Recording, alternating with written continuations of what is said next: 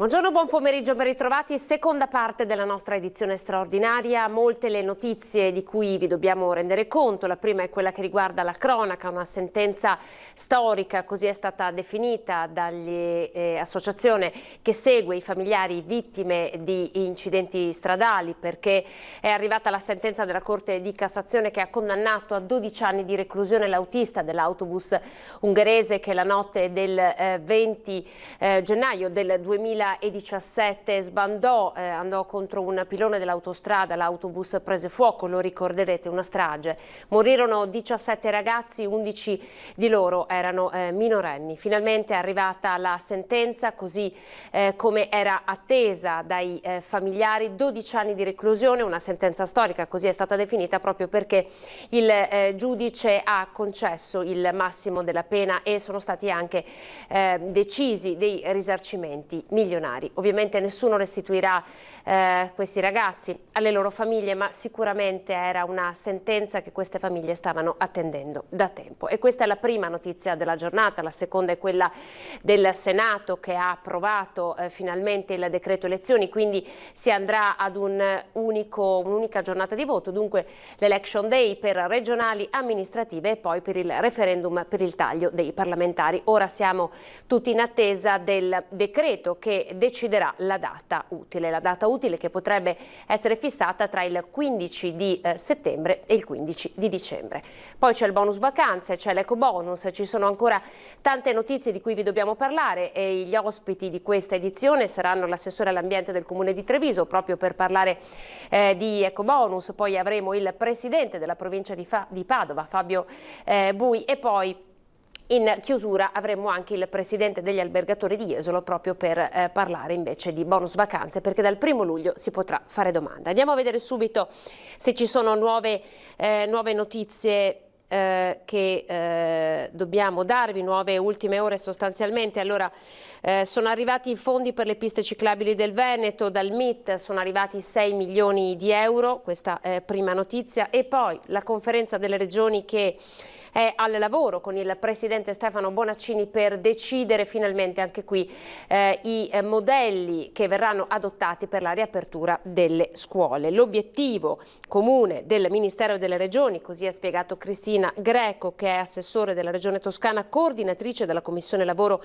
e Istruzione della Conferenza delle Regioni, è quello di consentire agli istituti scolastici la riorganizzazione delle attività e la formazione delle classi in tempo utile, che poi insomma è quello che a gran voce stanno chiedendo in tanti famiglie ma anche appunto istituti scolastici sul territorio. Allora, andiamo a vedere invece per quanto riguarda il mondo produttivo che cosa sta accadendo per il colosso della moda e dell'abbigliamento Stefanel, perché è uscita anche qui una data importante. Entro il 1° di luglio bisognerà presentare la manifestazione di interesse. Dunque il futuro del colosso dell'abbigliamento della marca trevigiana è così appeso a un filo. Vediamo.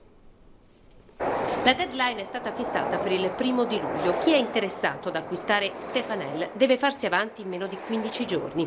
Il colosso dell'abbigliamento di stile che ha reso famosa la marca trevigiana in tutto il mondo dopo Benetton è in vendita con il rischio che il marchio possa essere smembrato. Nell'avviso pubblico infatti l'offerta è per l'azienda intera oppure per le 2 business unit. Ci auguriamo che appunto chi sarà l'acquirente abbia una visione ampia e prenda appunto questo un po' tutto il pacchetto. Questo ce lo auguriamo perché Stefanel è molto legata a Ponte di Piave, al territorio, ma soprattutto chiaramente ha un peso specifico non solo per la fabbrica che per tutti quanti noi è nota nel territorio, ma anche per quella parte di spaccio che è ad essa collegata. Stefanel con il marchio e la sede a Ponte di Piave, la rete degli oltre 30 punti vendita in tutta Italia da una parte e la società Interfashion che produce e commercializza i capi a marchi High.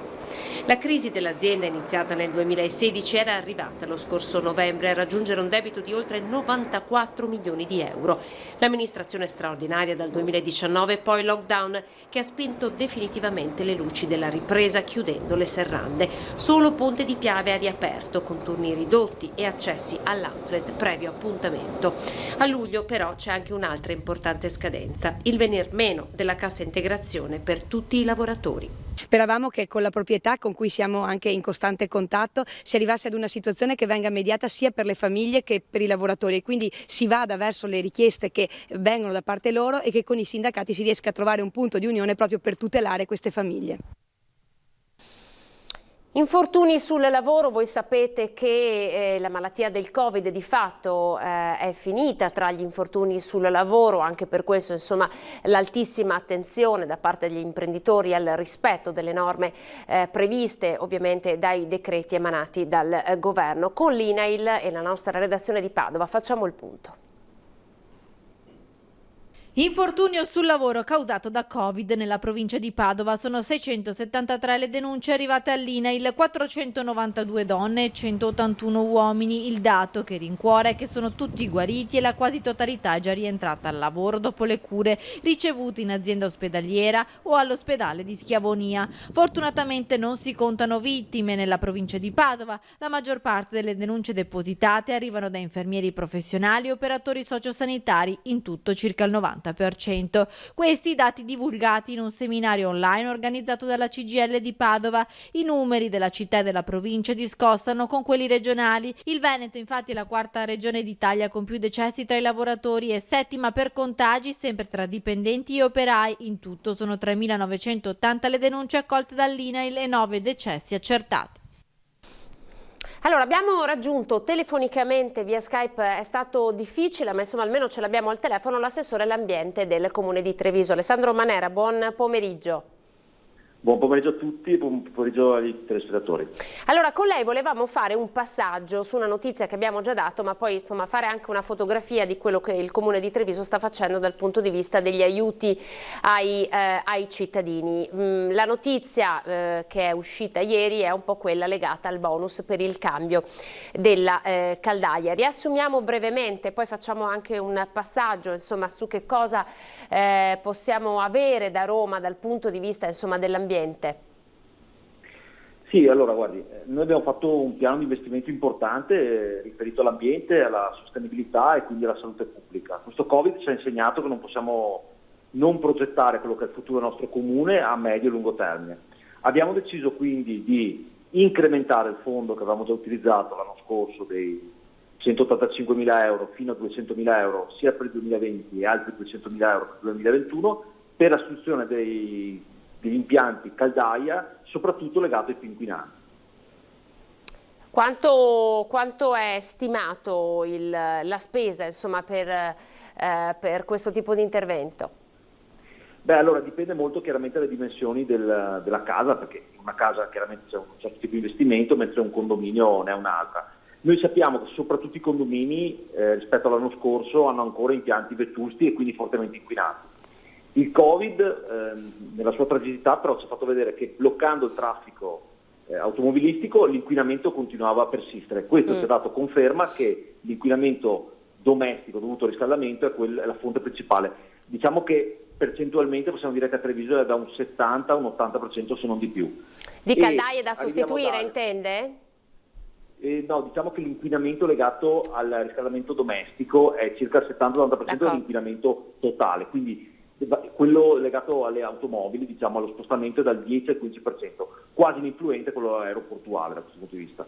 Noi riusciamo a dare fino a 25.000 euro per ogni cambio caldaia, quindi chiaramente stiamo parlando di grandi dimensioni di palazzi, palazzoni che hanno ancora questi impianti a gasolio e quindi sicuramente spingeremo la popolazione a fare questo grande passo.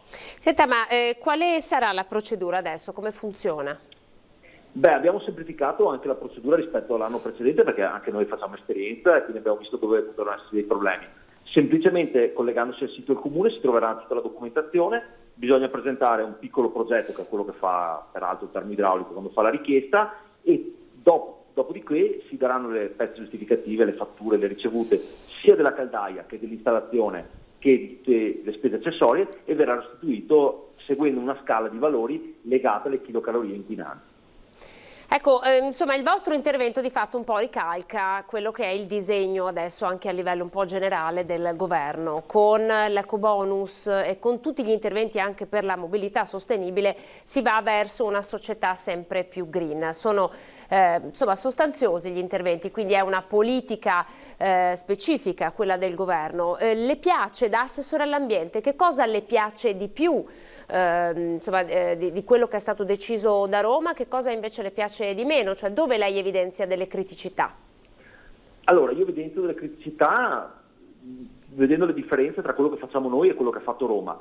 Questo bonus caldaie che noi diamo sono soldi veri, cioè uno presenta la fattura e gli vengono restituiti esattamente i soldi, mentre da Roma sono detrazioni fiscali che uno deve portare a lungo termine, quindi è una situazione molto diversa, perché qui sono investimenti immediati fatti nel primo e nel secondo anno. Lì diciamo sono 5 o 10 anni di ammortamento e sappiamo come funziona, come è funzionato in passato il bonus facciata. A un certo punto, quando lo Stato ha bisogno di soldi, piano piano va a ridurre quello che è la restituzione dei soldi che uno ha speso, che ripeto vanno in detrazione fiscale, non sono soldi immediati che uno ottiene. Se uno abbassa il suo reddito ha una detrazione inferiore, quindi diciamo che è una situazione molto diversa. Quello che non mi piace sicuramente peraltro da Roma è sempre l'incertezza dei provvedimenti che fanno, come il 110% degli ecobonus, cioè non si sa mai quali sono i parametri esatti. Nel nostro caso noi abbiamo dato dei parametri precisi: tot costo di riscaldamento, tot inquinante, tot restituzione del denaro da parte del Comune di Treviso, che è quello che peraltro mette la cifra più grossa su questo tipo di intervento. Infatti, insomma, adesso il governo sta già preparando i primi correttivi, perché ci sarebbero dentro questo ecobonus dei grandi esclusi, quindi sicuramente insomma, hanno già capito alcuni errori e stanno provando ad intervenire. Per quanto riguarda invece il sistema di mobilità sostenibile, quindi tutti i finanziamenti diciamo, ai circuiti del sistema elettrico, che cosa ne pensa? Lei pensa che anche nella nostra città i trevigiani avranno voglia di adottare misure di questo tipo? Potremmo vedere trevigiani col monopattino elettrico in giro per le strade, secondo lei, o con la bici elettrica?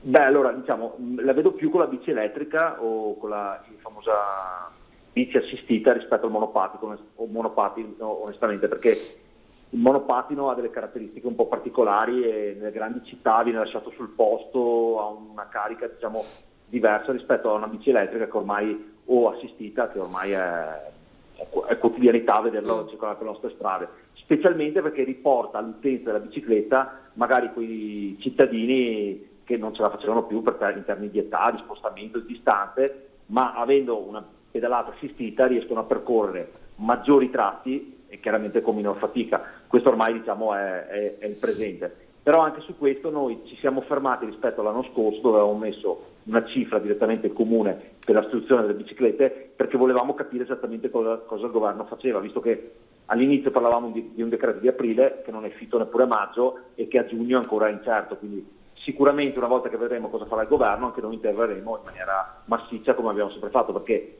sicuramente Treviso è la patria delle biciclette, il comune capoluogo ne è sicuramente l'esempio, visti anche peraltro i grandi produttori, e il fatto che noi abbiamo investito molto sulla realizzazione della ciclopolitana, cioè delle linee di collegamento da fare in bicicletta all'interno del nostro comune. Tra l'altro dal MIT sarebbero in arrivo anche 6 milioni di euro per le ciclabili in Veneto. Questa è proprio un'ultima ora che le do. Potrebbero arrivare anche a Treviso, e se sì, dove potrebbero essere investiti? Beh, allora, noi da questo punto di vista abbiamo sempre lavorato con una forte progettualità, cioè noi abbiamo già un progetto vero di ciclopolitana, in questo momento non abbiamo la progettualità. È chiaro che maggiori fondi abbiamo dallo Stato e più velocemente le realizziamo, perché è chiaro che qualsiasi opera va realizzata con dei contributi veri, che possono venire o dallo Stato o, come abbiamo fatto negli ultimi 2 anni, andando a reperire fondi in Europa, perché anche quello è sicuramente una fonte di finanziamento importante. Abbiamo molte direttrici su cui stiamo lavorando, molte, non tante, diciamo, ma qualcuna era già presente, ma il fatto di raccordarle tra di loro con una linea continua e congrua rispetto a quello che è il territorio è sicuramente il fatto più importante. Senti, l'ultima battuta, Assessore, le chiedo questo, siccome anche l'assessore regionale Bottacino oggi ha annunciato che a breve verrà pubblicato questa ricerca a cui sta lavorando l'ARPAV, che metterebbe in correlazione il tasso di contagiosità da Covid alla qualità dell'aria. Com'è la qualità dell'aria di Treviso e com'è cambiata la qualità dell'aria di Treviso, se possiamo fare una piccola analisi in questi mesi in cui il traffico è stato limitatissimo?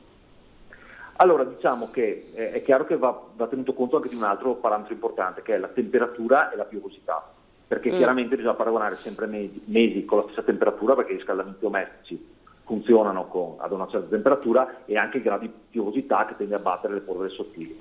Per quello che riguarda tutti i composti dell'azoto, quindi i famosi NOx, è chiaro che il traffico veicolare è quello che fa la padrona, però per le PM10 si è visto che, scorrendo a ritroso i vari marzo degli anni precedenti con la stessa piovosità e la stessa temperatura, il traffico ha praticamente non inciso, perché il traffico era bloccato, ma gli sforamenti erano quasi costanti. E per questo noi abbiamo investito immediatamente su quello che è le caldaie. È chiaro che qui stiamo parlando di Treviso, quindi non abbiamo grandi zone industriali, non abbiamo diciamo grandi situazioni di spostamento di grandi direttrici, però sicuramente ormai con l'evoluzione da Euro 2, Euro 3, Euro 4, Euro 5, Euro 6, man mano che il parco auto va a migliorarsi, perché chiaramente le persone cambiano la macchina, sicuramente il fattore spostamento è minoritario e il fattore riscaldamento è maggioritario.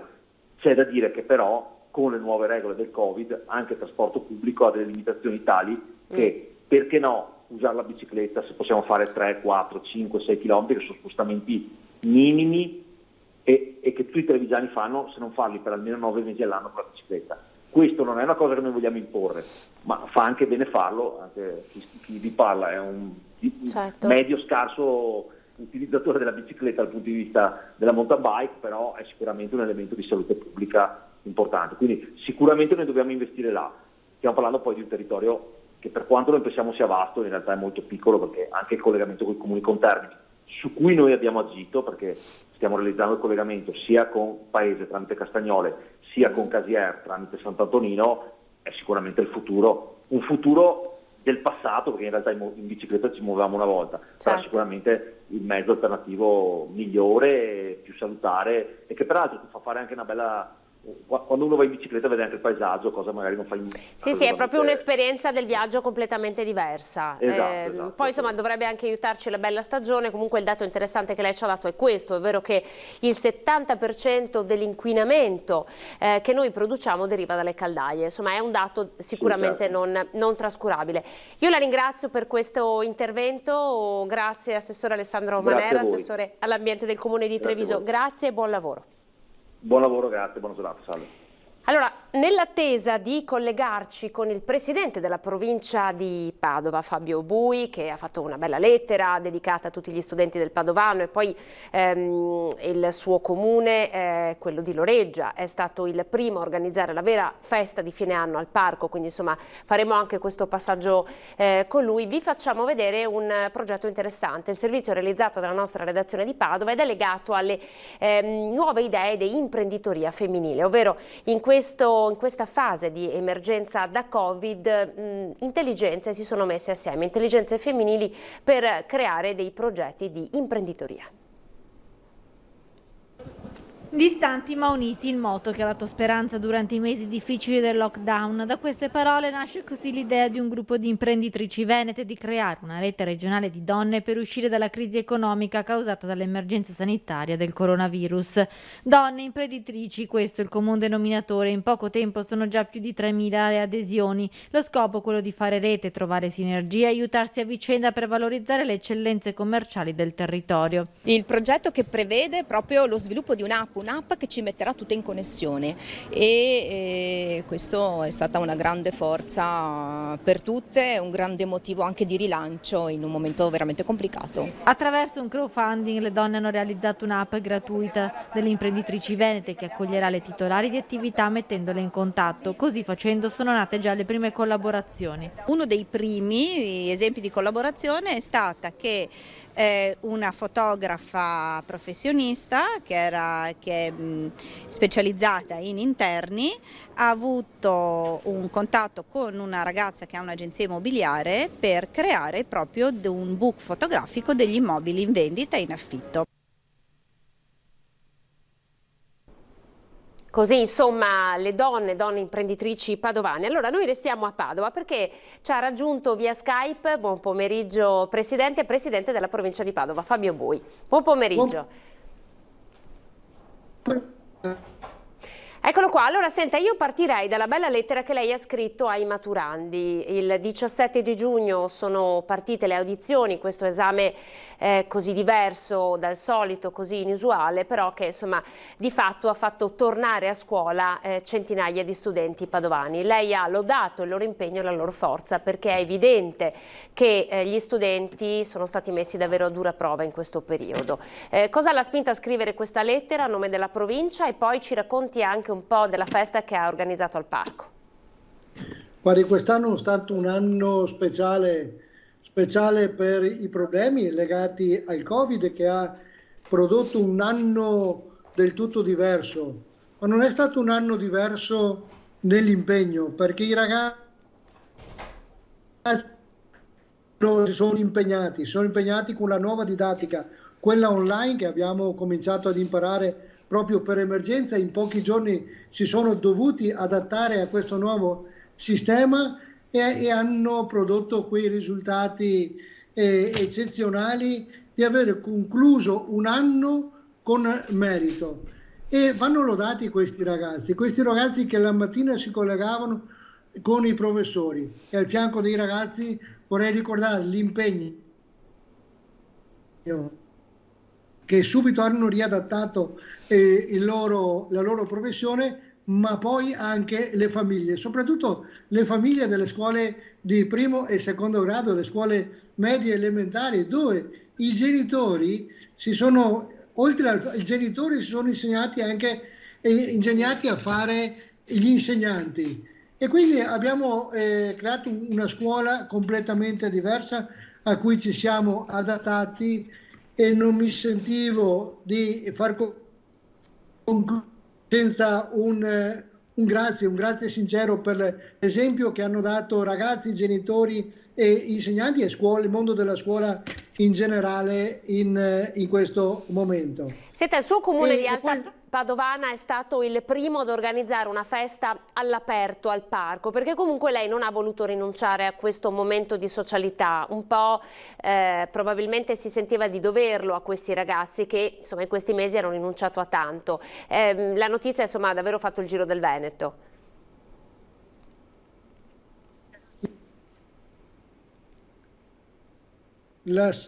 Ho perso il collegamento, ma penso di Siamo qua, eccoci qua. Sì, ecco, guardi, appena c'è stata un minimo di apertura, ho pensato subito ai ragazzi e ho detto a questi ragazzi dobbiamo un momento per stare assieme, e ai miei ragazzi delle scuole elementari e medie qui del mio comune dedichiamoci qualche ora. Abbiamo fatto un cerchio, e per i ragazzi cerchio che insegno proprio dell'assieme, dello stare assieme, e li abbiamo accompagnati fino al giardino della scuola, all'entrata della scuola media, dove il prossimo anno andranno a studiare. E quei ragazzi delle scuole medie lo stesso li abbiamo accompagnati e detto un ciao e un arrivederci, anche perché poi sono impegnati nel nostro paese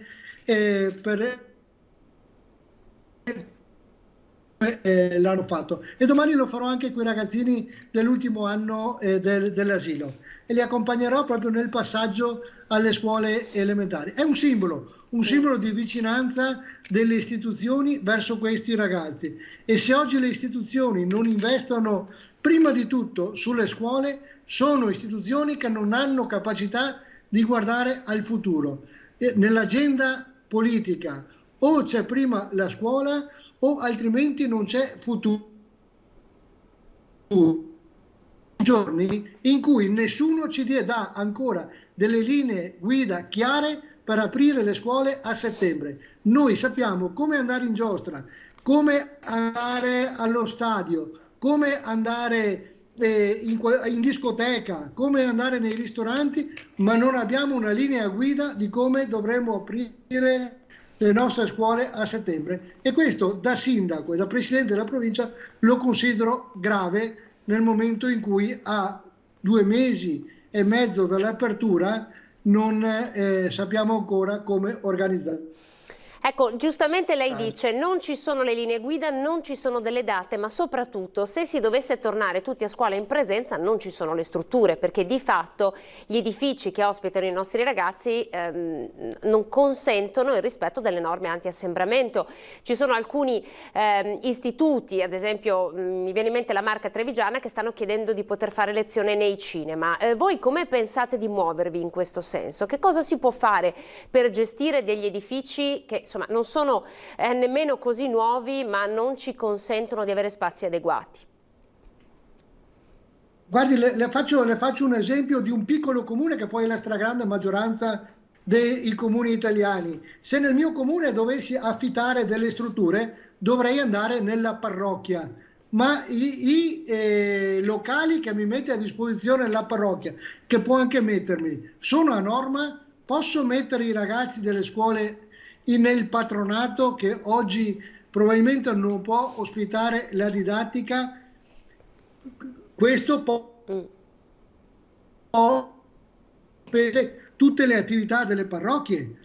Altro elemento, se io li mettessi nelle palestre, potrei anche metterli, lì ci starebbero, però a quel punto verrebbe sospesa tutta l'attività pomeridiana dei ragazzi nelle attività sportive, o non ci sarebbe più attività delle tantissime associazioni sportive che investono nel territorio e che hanno un alto valore anche educativo. Guardate, oggi manca la linea guida in un cul-de-sac che veramente a settembre credo difficilmente partiranno con regolarità le scuole. Provate a pensare che non sappiamo ancora se ci sono gli organici, non solo dei docenti, ma nemmeno del personale non docente. Nel momento in cui io amplio l'orario scolastico mattina e pomeriggio, devo avere almeno il doppio del personale non docente, i bidelli, i classici bidelli, perché dopo delle aule o dei plessi che andrò ad affittare. Oggi quello che manca e che i sindaci pretendono e devono ottenere è una linea guida chiara di chi fa cosa, e soprattutto a fronte di queste maggiori spese chi sopporta queste spese. Oggi i comuni e le province non possono sopportare da sole queste spese. Ecco, agli stati generali dell'economia le province hanno insomma battuto il pugno sul tavolo di fronte al Premier Conte, dicendo siamo i primi destinatari di fondi che il governo deve dare, perché come emanazione delle province ci sono tantissime decisioni che devono essere prese sul territorio, dall'edilizia scolastica, abbiamo un sacco di edifici da mettere a norma, da mettere a posto, alle strade. Ecco, che cosa potete fare come province insieme? Fino a che cosa si può ottenere con Roma, secondo lei? Intanto ci crede a questi stati generali dell'economia? Come li ha interpretati lei? Ma non perché non sia giusto dialogare con tutte le forze sociali, però dopo il dialogo vorrei che ci fosse la scelta, perché altrimenti, perché noi la politica l'abbiamo ultimamente intesa come incontriamoci, facciamo tavoli, è di moda fare i tavoli. Ma i tavoli li fanno i falegnami, noi i politici fanno le scelte, e oggi a noi è chiesto di assumere delle scelte per parlarci e fare la diagnosi. Dopo la diagnosi ci vuole la cura, e quando dico la cura, quindi ci vogliono linee guida chiare per poter operare. Guardi, la provincia di Padova, le do un dato così lo capite subito. Nel proprio bilancio le province vivono con la tassa di matricolazione delle auto. Le auto quest'anno, causa Covid, non si sono vendute. Noi avevamo preventivato a livello prudenziale 32 milioni. 32 milioni di euro. Sta un po' incrementandosi. 32 milioni. Ne sono arrivati 5 milioni. Voi ditemi come faccio oggi a fare manutenzioni a 1180 km di strade, a 560 ponti, a 60 istituti scolastici per 50.000 studenti. Vi ho dato i dati e voi capite qual è il sentimento del presidente della provincia, ma di qualunque altro sindaco proietta anche nei comuni. È per questo che dico parliamo meno e facciamo poche scelte. Oggi non è possibile non pensare a un grande piano di infrastrutture, e le infrastrutture sono le infrastrutture viarie e le infrastrutture scolastiche. Lì poi si crea l'indotto economico e si crea la cosiddetta fase 2, dove si ricomincia a rilanciare il paese. Ma se non pensiamo alla scuola e alle infrastrutture, di cosa parliamo? Potrebbe essere... Presidente, potrebbe essere la volta buona che rivediamo i sindaci con la fascia a marciare su Roma?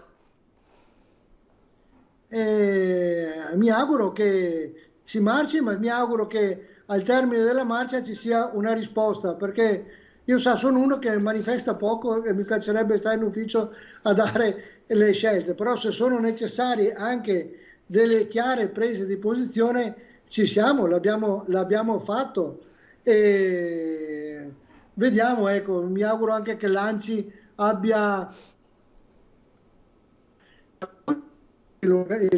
l'Unione delle Province Italiane, il nostro Presidente De Pascale è stato molto chiaro col governo. Vediamo come si concretizza. Oggi per fortuna, lo dico, e questo lo dico a nome dei sindaci, di tanti sindaci, per fortuna alcune materie sono gestite dai sindaci, che sono tutte gente comunque pragmatica, che al di là delle appartenenze riesce a dare ancora delle risposte concrete. Delle volte io dico, più che amministratori sembriamo Maghi Silva, dove non è talvolta impossibile. Numeri di prestigio. Senta, arriveranno anche i fondi per i centri estivi, l'ha annunciato oggi l'assessore Lanzarin. Da sindaco, per esempio, sono partiti da lei, le rette sono accessibili alle famiglie, perché insomma so che i costi sono lievitati, e poi soprattutto tutti i centri per l'infanzia paritari, quindi non comunali. Ce la faranno a sopravvivere secondo lei? No, sono arrivati questi fondi, ben vengano tutti i fondi possibili, anche questi verranno utilizzati per calmierare i prezzi delle famiglie, sia nei centri per l'infanzia, che organizzeranno anche questi si sono riadattati i centri per l'infanzia per organizzare i centri estivi. Per quelli che faranno i centri estivi nei vari comuni, tutti noi ci stiamo ingegnando tra trovare delle soluzioni per dare ospitalità a questi ragazzi e dare un'assistenza anche alle famiglie, perché qui si tratta anche di dare un alleggerimento alle famiglie. Ben vengano i fondi, però ci vuole ben altro che i fondi assistenziali, ci vogliono i fondi strutturali, perché se non riparte l'economia a settembre ci saranno tensioni sociali. In ogni paese ci saranno tensioni sociali. Uno veramente caldo, ed io non vorrei mai che i sindaci fossero i primi bersagli di questo autunno caldo, perché sono rimasti gli unici front office dei bisogni e dei cittadini, perché poi tutto il resto è molto lontano. Grazie Fabio Bui, chiarissimo assolutamente, anche grazie per averci dato dei numeri concreti, no? Per dare la misura alle persone di quello di cui stiamo parlando, sindaco ma anche appunto presidente della provincia di Padova. Grazie, buon lavoro. Grazie a voi. Pochi secondi di pubblicità e poi di nuovo insieme proveremo a parlare, capire un pochino di più in che cosa consiste questo bonus vacanze.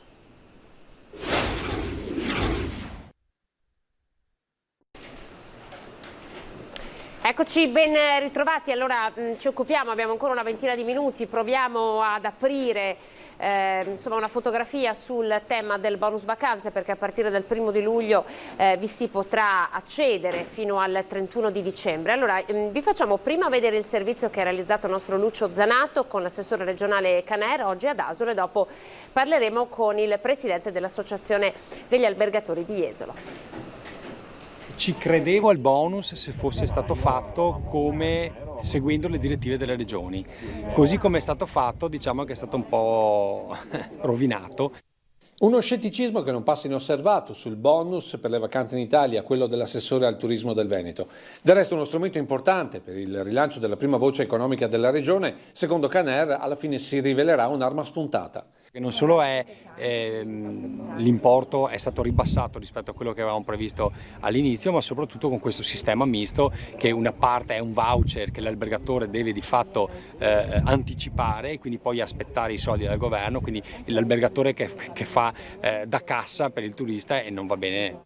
In sostanza bonus economicamente povero ma ricco di burocrazia, come la registrazione dell'identità digitale o la divisione del rimborso con l'80% a carico dell'albergatore e il 20% come sconto d'imposta per le famiglie, che peraltro non devono superare la soglia annuale di 40.000 euro.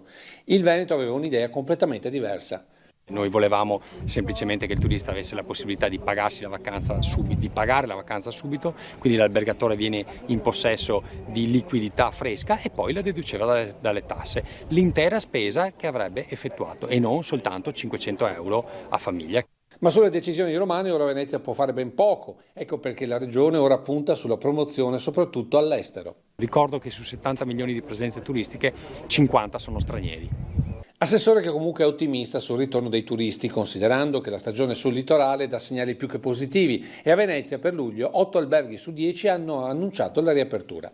E se dovessero essere confermati questi numeri, un primo risultato arriverebbe già in accordo con Save anche per l'aeroporto di Treviso. Noi faremo anche una campagna promozionale anche attraverso alcune compagnie aeree e quindi siamo convinti che l'aeroporto aprirà anche prima di ottobre.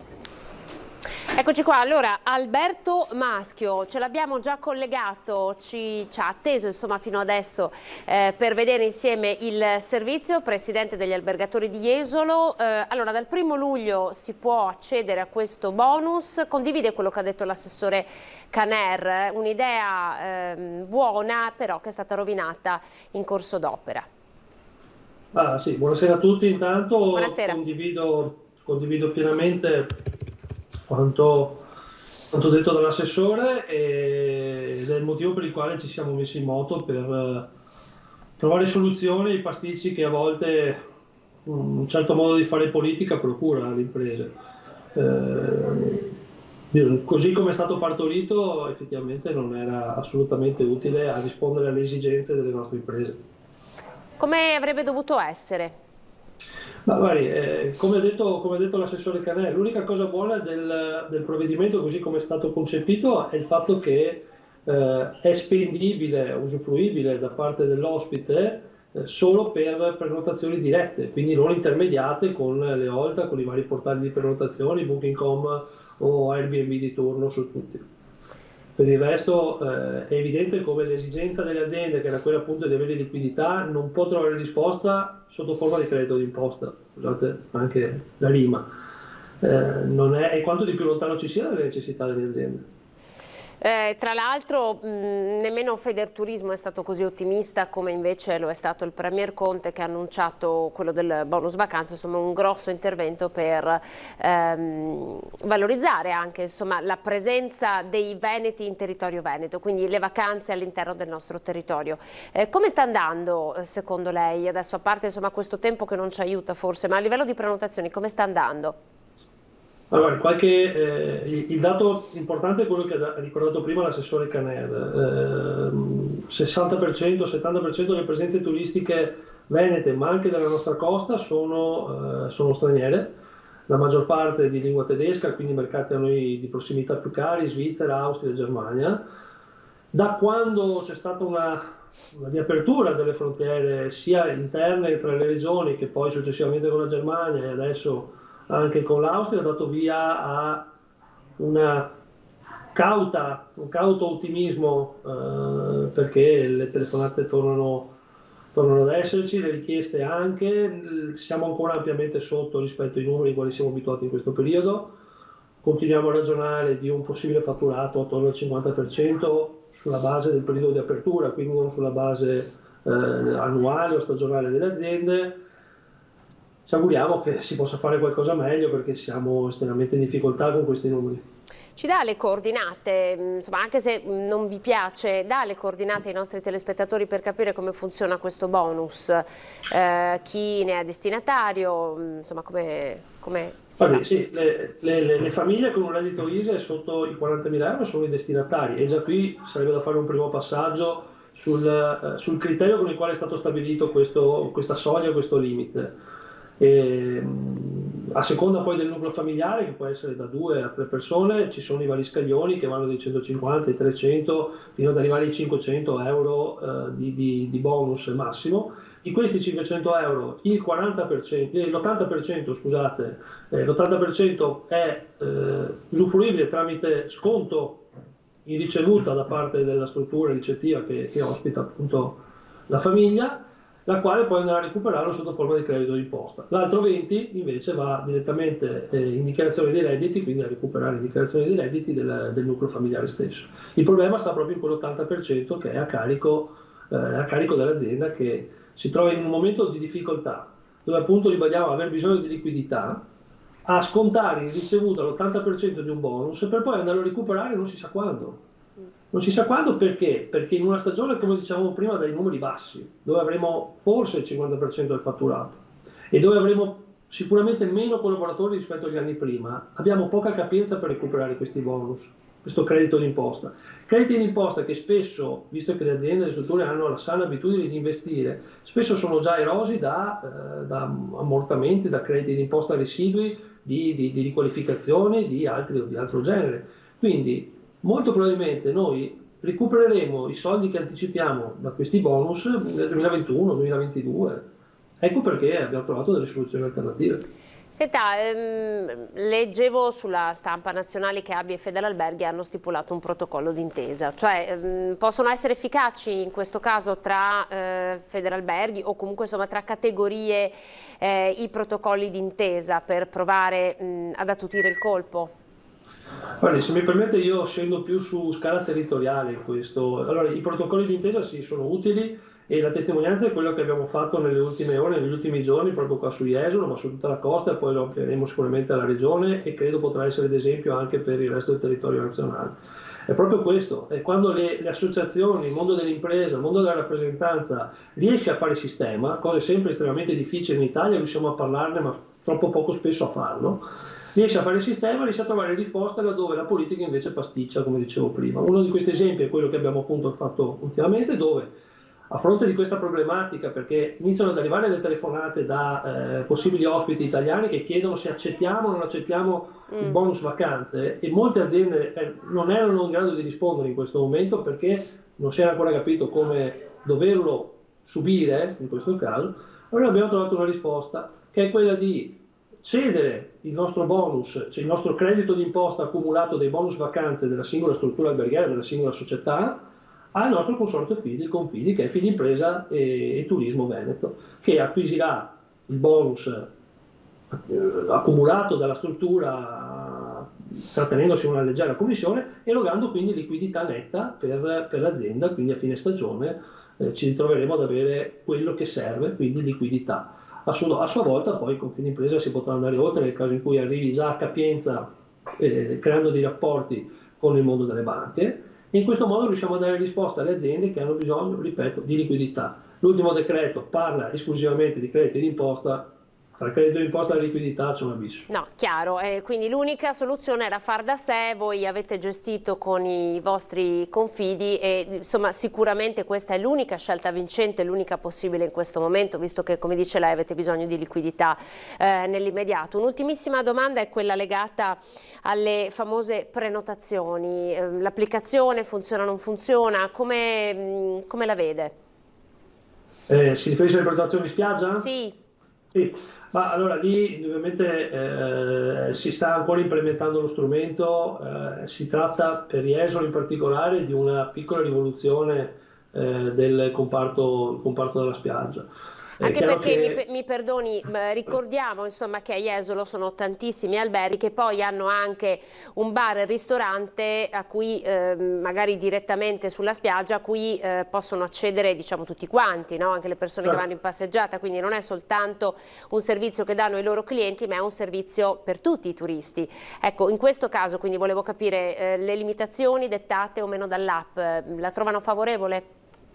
Ma guardi, io credo che la spiaggia vada rivista e reinterpretata ai tempi moderni. A volte abbiamo dei tratti di spiaggia che non tanto per la qualità delle strutture erano fermi. In questo momento, in questi ultimi anni, c'è stata un'evoluzione importante. La spada di Damocle della Bolkestein ha spinto molte attività balneari ad evolversi, ad adeguarsi ai tempi. Credo che questo processo di adeguamento vada portato oltre, vada implementato. L'app è senz'altro una cosa interessante e utile per gestire i flussi e le dinamiche della spiaggia, per garantire qualità, perché noi dobbiamo pensare che siamo condannati, se vogliamo, ma è un plus che abbiamo alla qualità. Noi dobbiamo toglierci da ragionare dei grandi numeri, dalle grandi masse, ma puntare alla qualità di queste e alla qualità dell'offerta del prodotto che possiamo erogare. Senz'altro l'applicazione va in quella direzione e va calata in un contesto sicuramente più ampio e non presa singolarmente.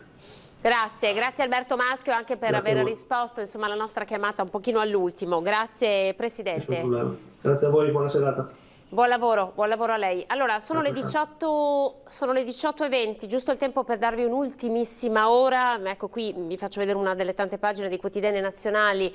La notizia ce l'ha da Repubblica. Alex Zanardi, il nostro superuomo di Novetta Padovana, è stato travolto in handbike. Un grave incidente stradale per lui nella strada provinciale a Piacenza durante una delle tappe della staffetta di obiettivo tricolore, viaggio che vede tra i partecipanti atleti paralimpici in handbike, bici o carrozzina olimpica. L'incidente è avvenuto lungo la statale 146 nel comune di Pienza. Da quanto appreso è coinvolto un mezzo pesante. Alex Zanardi è stato portato con l'elicottero all'ospedale.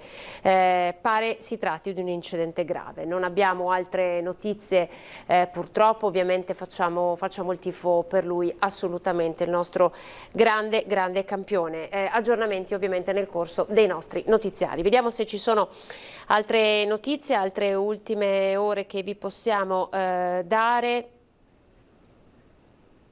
No, questa era la notizia sostanzialmente più importante. Allora, in ultima battuta vorrei farvi vedere un servizio realizzato dalla redazione di Padova legata alla ricerca che sta portando avanti la Fondazione Città della Speranza. La stanno portando avanti la dottoressa Viola e il virologo Crisanti, finanziata dalla Città della Speranza e da chiunque la vorrà finanziare. Si tratta di capire qual è la risposta immunitaria dei pazienti colpiti da Covid. Sentiamo.